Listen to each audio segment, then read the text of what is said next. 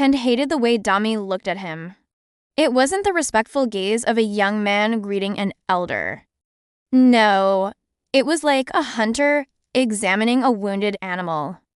And Dami, he savored every single second of it. For 3 long days, he had been moving round Lara's house as if he owned the place. The music was always blaring. His slippers dragged loudly on the floor. His shirt was perpetually unbuttoned as if the heat was his own personal battle. The whole street noticed him. They always noticed men like him, full of swagger and noise. But what the street didn't see was something else. They didn't see how often Dami watched Kola. How he would catch the boy's eye and hold the stare just a little too long enough to unnerve the boy who was so used to being in control of Tund and of Maya. Dami's presence changed the entire atmosphere of the neighborhood. Then, on Thursday evening, Tund stormed into Lara's house. Absolutely furious. It wasn't about work. It wasn't about his wife, Maya. It was because Dami had used his name to get items on credit from a local store.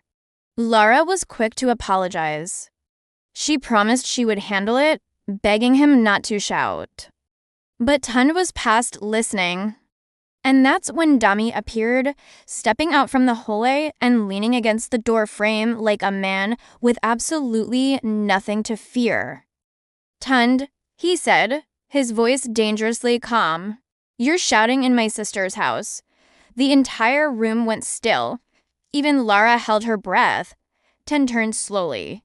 "Your sister?" he repeated with a sneer. "You mean the woman I feed?" Dami just smiled. It wasn't a kind smile. It was the smile of someone loading a gun you didn't. "Even no was pointed at you. You feed a lot of people," Dami said, his eyes deliberately sliding over to Kola, who was standing a little too close to the doorway. "Doesn't mean they belong to you." Lara whispered, "Dami, stop." But it was too late. "What exactly are you trying to say?" Tund demanded.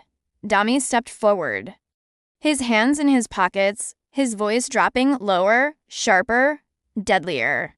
"I am saying your houseboy spends more nights on the street than he does in your house." Kola's heart stopped.